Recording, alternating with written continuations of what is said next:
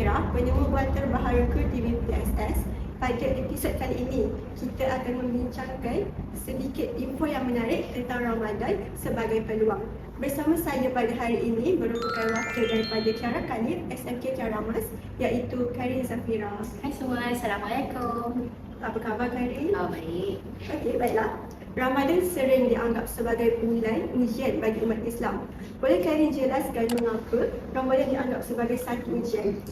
Macam yang kita tahu, ujian di bulan Ramadan hanya tahan lapar dan dahaga. Tapi sebaliknya, ia juga kita kena mengawal disiplin, kawal diri dan emosi.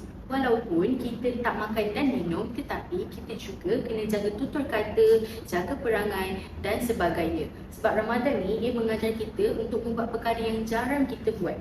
Jadi daripada situ, mungkin umat Islam menganggap ia sebagai satu ujian. Betul tu Karin, sebab waktu bulan Ramadan lah kita nak kerja pahala, nak buat amalan baik banyak-banyak. Sebab pahala ganda kan. Okey, seterusnya, boleh tak Karin kongsikan ujian atau cabaran yang selalu sangat pelajar hadapi dekat sekolah sepanjang bulan Ramadan?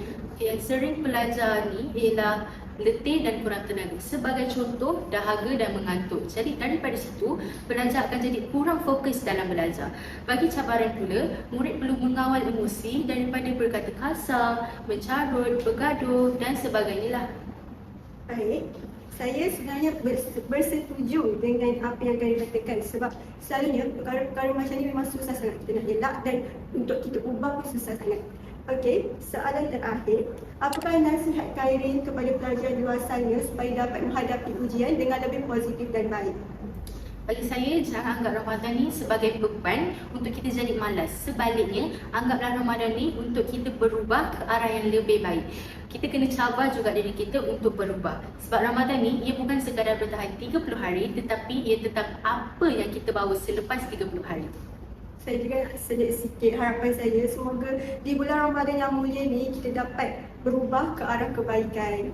Okey, jadi kita sudah sampai ke penghujungnya. Kami ingin mengucapkan terima kasih kepada saudara Karin kerana sudi meluangkan masa bersama kami. Tak lupa juga kepada semua yang mendengar dari awal sehingga akhir. Jangan lupa follow kami TV PSS di semua platform untuk ikuti info yang menarik pada masa akan datang. Jumpa lagi di episod yang seterusnya. Stay updated, stay inspired. Bye!